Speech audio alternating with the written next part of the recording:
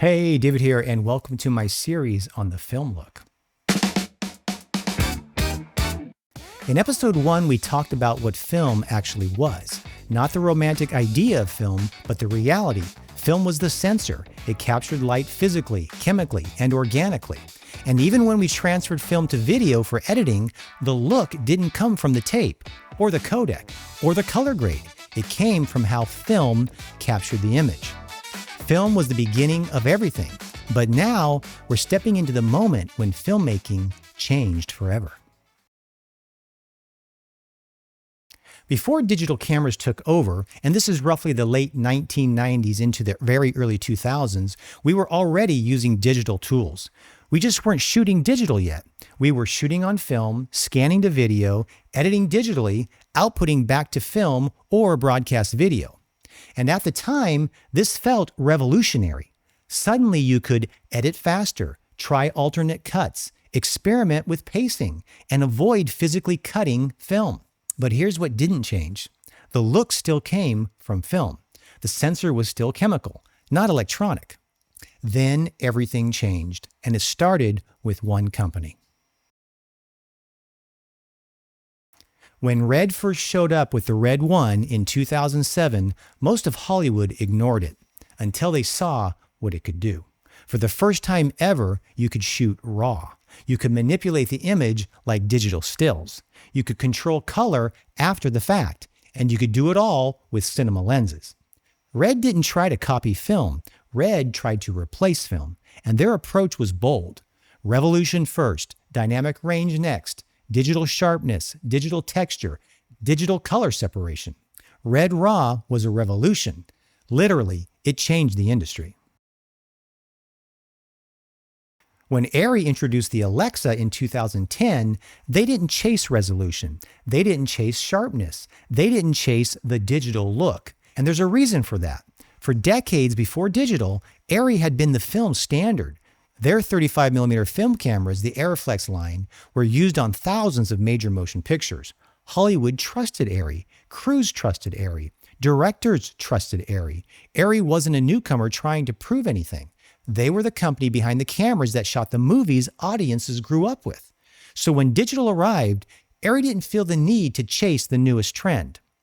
They decided to stay true to what made their film cameras legendary: emotional image quality.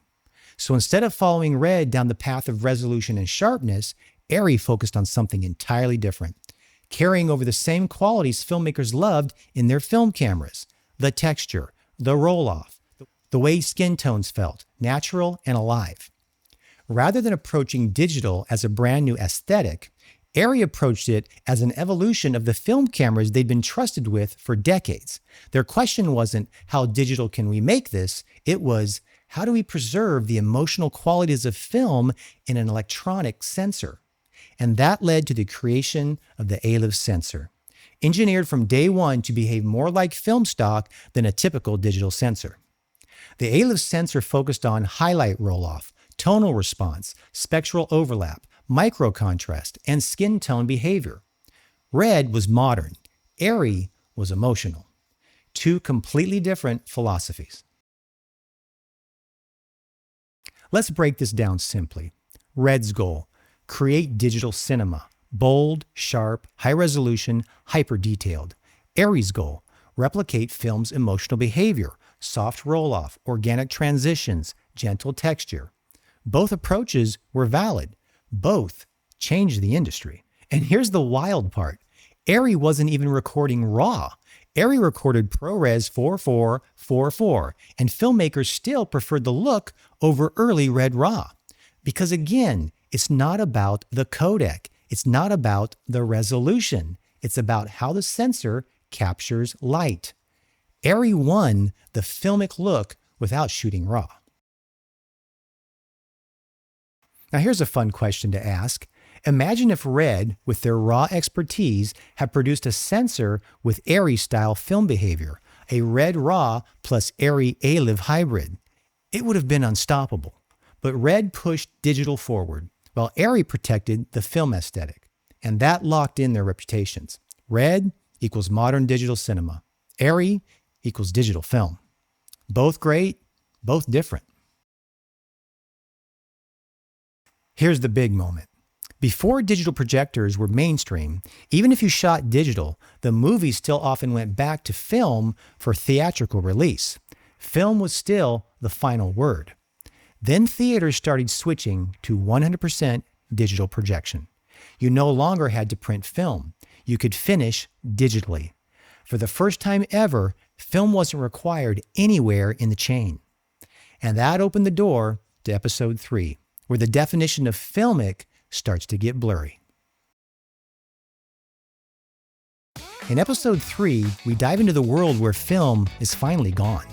Digital projectors take over.